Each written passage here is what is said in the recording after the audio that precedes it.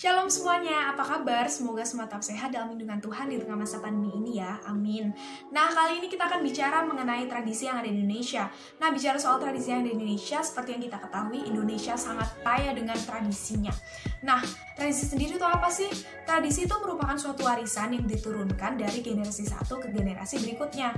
Nah, tradisi sendiri merupakan suatu warisan dan adat istiadat yang harus kita jaga dan lestarikan. Kenapa? Karena sebagai generasi yang mewarisi suatu tradisi ini, kita sudah sepatutnya untuk mengetahui secara detail dan rinci mengenai apa sih tradisi itu. Nah, kami kelompok 5 akan mempresentasikan mengenai tradisi dari Jawa, yakni tradisi siraman.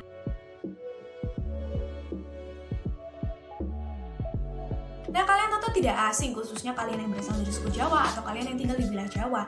Karena apa? Karena tradisi siraman ini masih terus dikenal dan dilestarikan, bahkan terus dilakukan hingga saat ini. Nah, tradisi siraman sendiri merupakan adat Jawa yang bertujuan untuk memandikan calon pengantin sebelum nikah. Nah, di mana siraman sendiri memiliki makna tertentu dengan serangkaian tata cara yang harus dilakukan. Makna dari upacara siraman sendiri merupakan cara untuk memandikan calon pengantin yang disertai dengan niat untuk membersihkan diri agar menjadi bersih, murni, dan suci baik secara lahir dan batin bagi calon pengantin sebelum menikah. Yang selanjutnya adalah budaya siraman pengantin Jawa di masa lalu. Upacara perkawinan adat Jawa merupakan warisan tradisi keraton yang di masa lalu hanya boleh diselenggarakan oleh keluarga keraton saja. Akan tetapi dengan perkembangan zaman, adat budaya perkawinan berkembang luas di masyarakat sampai saat ini. Salah satu dari adat budaya perkawinan yang sampai saat ini masih dilakukan adalah adat budaya siraman pengantin Jawa. Perlengkapan siraman pengantin antara lain tumpeng lengkap, tumpeng robyong, tumpeng gundul, jajan pasar, bunga 7 rupa, kendi yang berisi dari 7 sumber mata air bertuah, kain batik wahyu tumurun, cendol, uang kreweng dari tanah liat, pelosok bongkong, daun tolak balak, dan lain-lain. Perlengkapan yang disajikan mempunyai makna dan filosofi tuntunan hidup agar calon pengantin dapat mengarungi kehidupan yang bahagia dan sejahtera.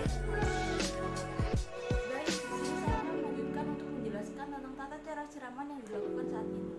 Yang pertama, sepasang cengkir atau kelapa gading muda yang masing-masing serabutnya diikatkan menjadi satu ditaruh di dalam bokor air. Lalu selanjutnya, ayah dan ibu calon pengantin menuangkan air dari 7 mata air ke dalam bokor air. Lalu menaburkan kembang telon yaitu mawar, melati, dan juga kenanga atau bisa juga dengan kembang 7 rupa ke dalam bokor air. Lalu calon pengantin didudukkan di atas bangku kecil yang di atasnya diberi kain sindur, lalu didoakan dan selanjutnya dilakukan prosesi siraman itu sendiri yang pertama kali dilakukan oleh ayah dan ibu calon mempelai, yaitu menyiram sebanyak 3 kali, lalu dilanjutkan oleh penyiram-penyiram yang lain. Nah, biasanya jumlah penyiram ini ganjil antara 7 atau 9 orang. Lalu selanjutnya ada prosesi memecahkan kendi. Ayah dan ibu dari calon pengantin memecahkan kendi sambil mengucapkan, niat saya bukan memecahkan kendi, namun memecahkan pamur anak yang menyebutkan nama sang ayah. Ini dilakukan dalam doa. Lalu selanjutnya, sang calon mempelai memiliki dan diberi kain sebagai bermotif gerombol atau nagasari atau lalu dibawa oleh sang ayah ke dalam kamar pengantin. Siraman pada saat ini. Selanjutnya saya serahkan kepada pemateri selanjutnya.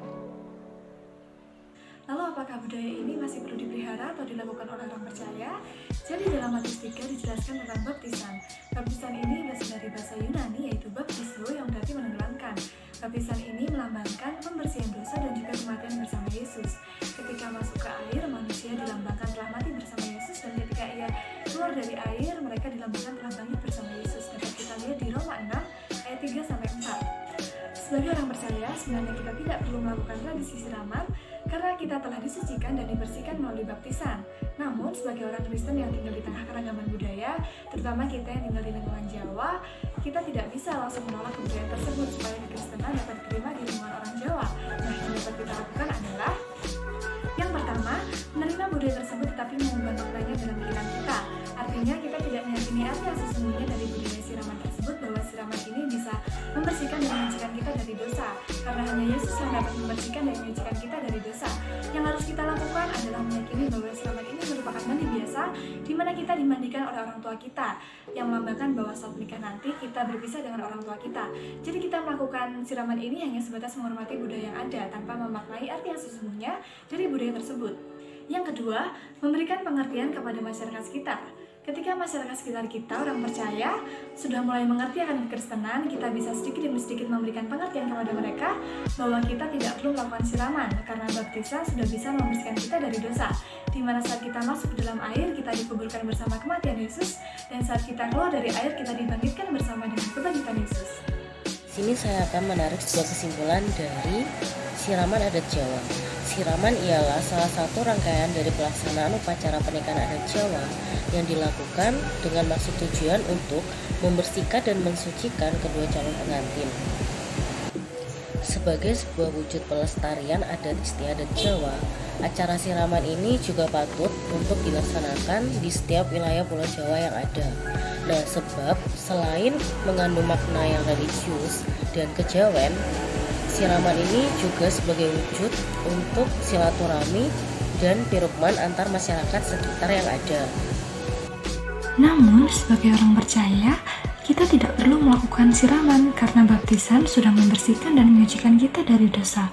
Yang harus kita lakukan yaitu melakukan siraman hanya sebatas menghormati tradisi yang ada, serta memberikan pengertian kepada masyarakat sekitar bahwa siraman tidak membersihkan kita dari dosa karena kita sudah dibersihkan melalui baptisan.